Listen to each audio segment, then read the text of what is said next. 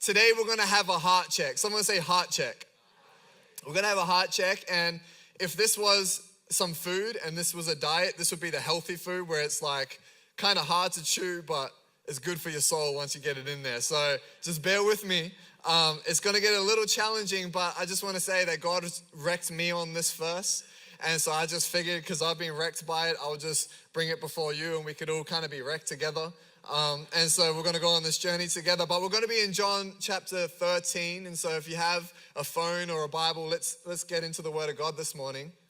John chapter 13, I'm going to read it. I'm then going to ask you a question, pray, and then we're going to have some fun.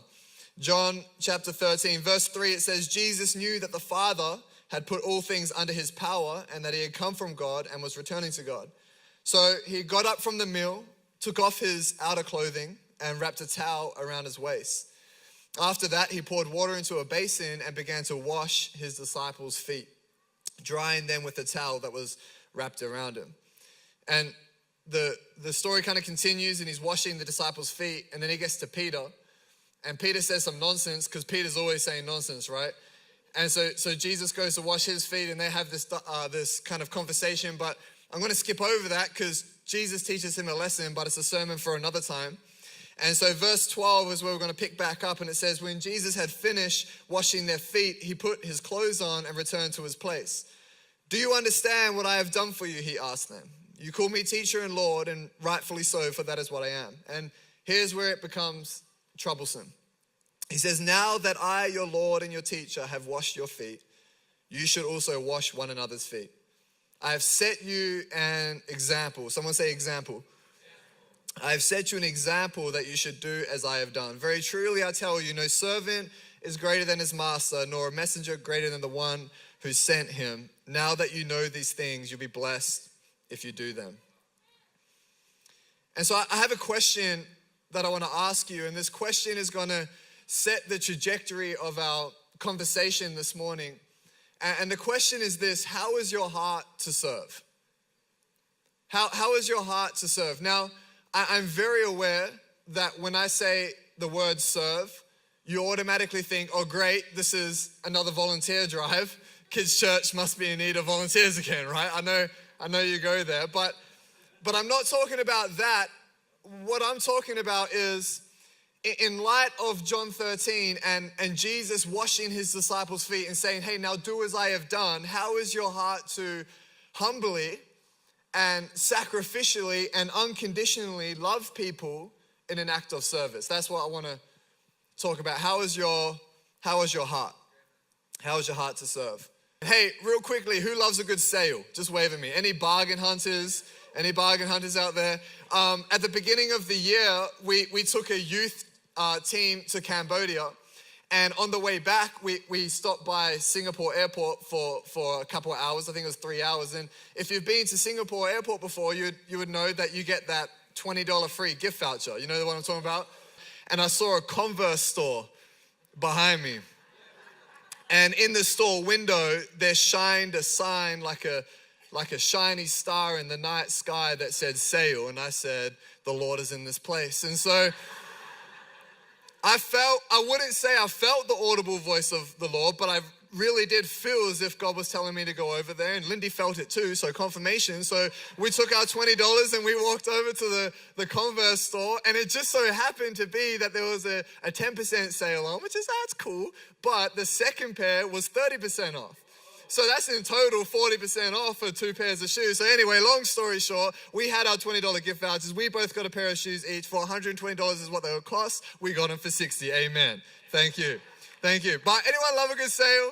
Like, come on. Okay, no, all right. June last week, they obviously love that must be a bit more cheaper than us here because they really got excited about the sale, but that's okay. Don't tell them I called them cheap. But the reason I say this is because, we live in this consumeristic and capitalist culture, right? And capitalism would train us from a very young age how to get the most from the least. But here's the thing, it makes for great economics, but lousy spirituality. And what tends to happen is, and I think one of the biggest tragedies in the West today is that churches are so often becoming a product of culture rather than a product of Christ. And so we see that people take this consumerist mindset, which we live in out there, and we bring it in here to the church. And so what tends to happen is people come to church going, hey, what can this church do for me? What does this church have to offer? Like, how good is the worship team? Do they sing my favorite Elevation songs? You know, like, how good is the speaker? Is he or she funny enough? Are they practical enough? Is it deep enough? How comfy are the chairs? What's kids' church like? And we come with this mentality of what does this church have to offer? And we bring it into the church, right? And based upon minimum investment, how much can I get out of this church? Like, I don't want to do much. I just want to, what does this church have to offer? And I feel like on this matter, we as a people of God, as a church, we need to choose to be countercultural. We got to choose to say, no, that's actually not the way. Because what's crazy is, if you were just to fly some 5 hours away to another country, there are Christians who could literally be arrested for going to church. So their sacrifice to coming to church, their commitment to Jesus is one of saying, I give you my all, right? They're not coming for comfort or convenience, but they're coming out of complete devotion to their King. And so I feel like in the West, and maybe to an extent us, we've got it a little twisted and maybe a little misunderstood of what it means not to come to church, but to be the church. And so I want to ask you again, how is your heart to serve? Are our hearts ready to humbly love and serve others, or are we just here for consumption and for convenience? See, in our passage in John 13, it's nearing the end of the time of Jesus' ministry on earth, and he's got one last meal with the boys, one last dinner time conversation. And in Luke's account, he tells us that the boys are having a hard time getting along. There's a little bit of competition. There's a little bit of, jealousy and pride, and they're arguing over who is greater. And everyone that evening would have walked past a towel and a wash bowl. You see, it was correct in that culture, in that time, that the host of the meal would have a slave or a servant who would wash his guests' feet before they sat down for dinner. But in this case, there was no host, it was just them. And so they all would have walked past a bowl and a towel. And they must have thought to themselves, wait, you want me to wash someone's feet? No, thank you. Like, Thomas is doubting all the time. You want me to wash Thomas's feet? I think Peter should wash someone's feet because he's got anger issues, right? Maybe he should wash someone's feet. John keeps on harping on about how he's the most loved. Like, maybe he should learn some humility and wash some people's feet, right? And it's in this context of competition and consumerism and self-centeredness that Jesus walks in. He's like, boys, chill. I've got it. I'll wash their feet. And what amazes me about the context, the setting in which this is taking place is, as I said, this is Jesus' last dinner with the boys. Like his last time to have a pep talk before he used to go to the cross. Like you got the team together one last time, and what are you going to teach them, Jesus? Like, is he going to preach another sermon? Is he going to tell another parable? But Jesus chooses, out of all the things he could have touched on, he chooses to show them and have a heart check. And to not teach them about a humble heart, but to show them what a humble heart looks like. And I was wondering about this, and I wonder if Jesus maybe knew that he knew the cause of Christ goes through a humble heart of serving. Maybe Jesus knew that the kingdom of heaven would never advance, the commission would never take place, people would never come in to find out salvation in the good news if first his boys had to learn of what it looks like to serve. Maybe Jesus knew that the cause of Christ goes through a humble heart of serving. And so once again, I want to ask you the question, how is your heart? Is it beating for what would make Jesus' heart beat? Does it break for what breaks Jesus' heart? Do you have a heart that is ready to humbly and sacrificially and unconditionally serve those in an act of love? You see, there's three things in this story that trouble me that Jesus did. And as I said, I was kind of wrecked on this first, and so I've had the privilege of having the wrestle, but I want to now trouble you with these three thoughts. The first is this: the trouble with Jesus is he got up. It's like when you're watching a movie and you're like, don't do it, don't do it. He did it. Because he said, now do as I have done. And so Jesus, he got up. Verse 4, it says, so he got up from the meal, took off his outer clothing and wrapped a towel around his waist. And to me, this speaks of this willingness to get involved, right? Jesus was willing to get up and to get involved. Now, you may or may not, probably may not be aware, but my life really just consists of gym and church. And the thing I love about the gym is there's so many principles that exist within health and fitness that I see it and I go, man, that would preach one day. And I never get to do it, but I kind of get to do it today, so I'm a little bit excited. But you see, there's one principle in the gym, in training and health and fitness that I want to touch on, and it's this principle of input versus output. Calories in versus calories out. Now, what this would teach is that in order to perform at a desired level, in order to lift a desired weight in the gym, you first have to input enough to output. You have to fuel your body. You have to consume the food that is needed in order to lift at a certain level. And the reason, the tension that comes in the input versus output is when you input too much and you don't output enough, you eventually put on weight. Right? It's an inevitable thing. If you're putting on weight, it means you're inputting more than you're outputting. Now, the reason I say this is I wonder if we just come and we sit and we just come and we receive and we listen and we input, but we never get up and we never go and we never output out there what we're inputting in here, we run the risk of becoming spiritually overweight. We run the risk of becoming spiritually unfit. And I wonder if, to a large extent, the church hasn't become full of spiritual gluttons who just receive and receive and receive and receive and receive, but never get up and never go.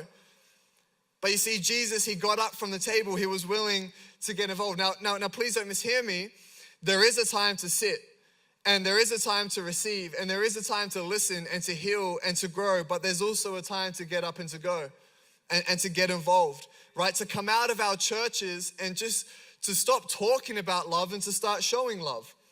To turn out of our holy huddles and engage with the hurting, with the broken, with the spiritually lost and the spiritually confused. And here's the beautiful thing, it's in the outputting, right? It's in the working out of everything that you're inputting that the growth comes. It's in the outputting, it's in the stretch that you become stronger. And so it's when we head out of our holy huddles and into the world and we actually practice what we preach, that's when we become stronger. It's what I call progress from practice. And the best news is you don't have to know it all before you go. Right? You don't have to wait till you have all the answers before you get up and go. You don't have to be able to explain systematic theology and eschatology before you get up and go. In fact, Paul says in 1 Corinthians 8, knowledge puffs up, but love builds up. And so I wonder if we don't have a whole lot of puffed up Christians who know a whole lot, but maybe don't do a whole lot. And so you don't have to find out before you step out, but you grow as you go. But you got to be willing to go. You got to be willing to put legs to love, to not just be lovers of information, but then forget about application. You know, Jesus said in Matthew 9, the harvest is plentiful, but the workers are few. And he said, ask the Lord of the harvest, therefore, to send out workers into the harvest field. Now notice Jesus didn't say, pray for the harvest. Have you ever noticed that? I know it's a popular verse, but notice he didn't say, pray for the harvest. And I'm not saying it's a bad thing to pray for them, but maybe we've gotten so caught up in God bring the people, God bring the people, God send the people, God bring them in. And maybe God's saying, dummy, go out to them. Stop praying for the harvest, but pray that workers would head out into the harvest.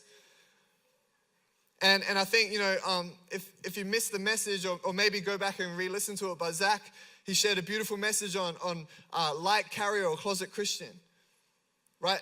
To head out. And maybe it's time to stop leaving Jesus in church.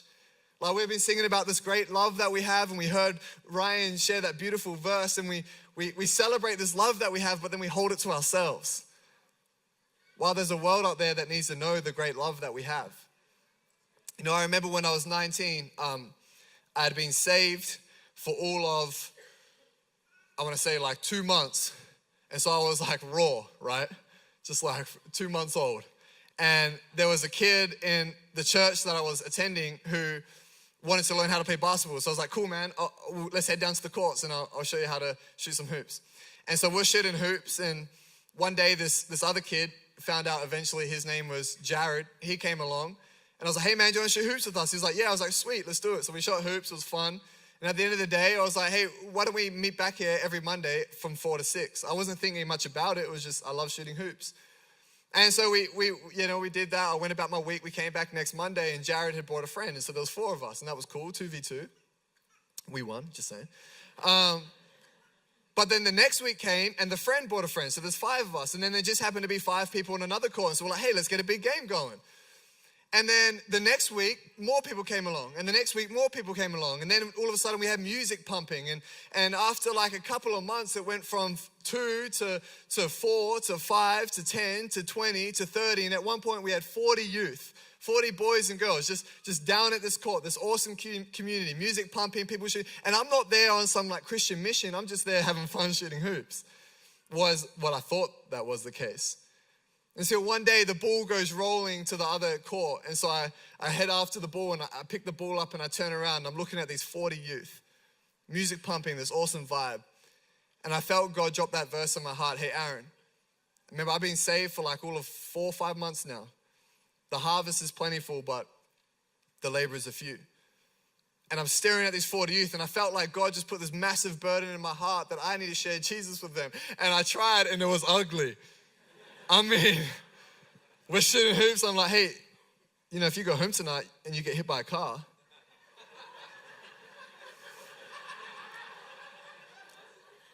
you're going to hell. But I met a man. And it was ugly, right? And it was, but here's the thing. The reason I tell you that story is I just had this raw passion. Like as a 5-month-old Christian, I was like, God, I want to see you do something. And so I got up out of my holy huddle and I went and I engaged with the world. And you don't have to know it all. And I don't think God really cares if you know it all, but he cares, do you have the passion and the willingness to get up and to get involved? And so I did.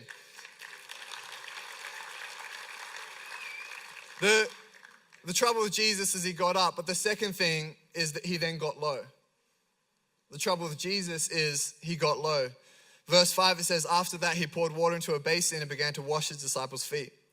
The Bible says they took the towel and he wrapped it around himself and he humbled himself to wash their feet. And it speaks of humility, right? You see, the servant position or the slave position of a foot washer was considered the lowest of positions. And so Jesus, King of Kings, Lord of Lords, humbles himself to the lowest of positions so that he may love and serve his disciples. Now, keep in mind that these are the feet that he knew would run away when things got tough. But after death and after resurrection and after grace and mercy was given, these were the feet that were going to transform the world with a radical love. See, Jesus had this ability to be able to see beyond where they're at. And I think that's a great trait for us to have as a church. To not just see people in their sin, not just see people in their mistakes or in their problems or in their failures, but to believe that by the grace and the forgiveness and the mercy of God, they can go beyond where they're at to the purposes that God is calling them into. But you see, it takes us willing to get low. It takes us willing to get low and to see beyond, to serve them where they're at, but love them to where God is calling them to be. See, Jesus, he stripped off divinity and clothed himself in humanity and went as low as he possibly could in order to love and serve the lowly and bring them up. And the question I have, church, is are we willing to get low? See, the trouble with Jesus really is in Matthew 25, he said, depart from me, you who are cursed, into the eternal fire prepared for the devil and the angels. For I was hungry and you gave me nothing to eat. I was thirsty and you gave me nothing to drink. I was a stranger and you didn't invite me in. I needed clothes and you didn't clothe me. I was sick and in prison and you didn't even look after me. And they will answer, Lord, when did we see you hungry, thirsty, or a stranger, or needing clothes, or sick and in prison and did not help you? And he will reply, truly I tell you, whatever you did not do for the least of these, you didn't do for me. And if I just can be super honest and transparent, I struggle with this verse. Because my natural tendency is to avoid those that might be in need, right? My natural tendency is to avoid the least of these who may be different to me or a little difficult or speak differently or act differently to me. But can I just suggest, and could it be that if someone is difficult, different, or disrespectful, your reaction towards them reveals more about your own heart than theirs? See, God taught me this recently. There's this guy at the gym that I go to. I told you I'm going to get in all the gym I can. There's this guy at the gym that I go to, and this guy, man, he's rough. And he's just annoying. And like, he's rough, and he's rugged, and he swears a lot. And no matter what time of the day I go, he's always there. And I try to slip in, and I try to hide behind the equipment, but he makes a beeline for me every time. I'm like, ah. And to be honest, I kind of judge him a little bit. I do. And he should be a poet, the way that he can colorfully articulate the features of a female. It's quite the thing. But he always comes to me, and I try to avoid him. But one day, he made his way over, and I was like, oh, here we go again. You know, another poem. And he made his way over to me, but this time he wasn't his usual self. And I was like, hey man, what's up? And he just all of a sudden opened up. And he was like, hey, my kids don't want anything to do with me. My wife has walked out on me. My business is failing, and I feel like my world is just spinning out of control. And like right there in that moment, I just felt this big slap on the back of my head from God. Because as rough and as rugged as he is, here's a heart that needs a little bit of hope, that needs the light that we're so busy singing about in church, that needs the love that we're talking about. But here I am, a youth pastor, and I'm judging this guy because of how he acts and how he looks, and because he's different to me. And so in that moment, I had to repent, and I said, God, I'm so sorry. And I asked him, I said, man, can I pray with you? He looked a little uncomfortable, but he said, yes, sure. And so we prayed. Now, he still needs Jesus, and he's still going through a whole lot, and he's still rough, and he's still rugged, and he's still a poet. But I got to show him the light and the love of Jesus that we're so busy singing about. And the craziest thing is he's actually a pretty awesome dude. But not so much that he changed, but my heart changed. And I just want to challenge you with something that I've been wrestling with recently. And it's this: how can we confess to truly love Jesus, but not love those that are made in his image? Like, how can we really sing about the love that we have for God, but not be willing to get low and love the least of these? Right? Like, could it be that we want all that Jesus has, just not the people that he came for? You see, in Luke 15, it says, tax collectors and other notorious sinners often came to listen to Jesus teach. And this made the Pharisees and the teachers of the religious law complain that he was associating himself with sinful people, even eating with them. And I think we have a problem if Jesus so confidently and proudly said that he has come to seek and save the lost, but we're so busy hanging out with the found. See, Jesus didn't let social status or cultural norms dictate his relationships. In fact, you remember the story when Matthew hosted that dinner party. Jesus was like, hell yeah, I'm gonna come. Because these are the people that need to know the good news that I'm bringing. And God gave me this picture, and I want to share it with you. If your life was a dinner table, who's sitting around it? And can I just suggest that if the only people you have sitting around your dinner table of life is like-minded Christians, something's gone wrong. And maybe it's time to turn out from our holy huddles and engage the world in which we're living. We've got to be willing to get low, right? Jesus washed his disciples' feet. The third troublesome thing is this: the trouble with Jesus is he then got messy.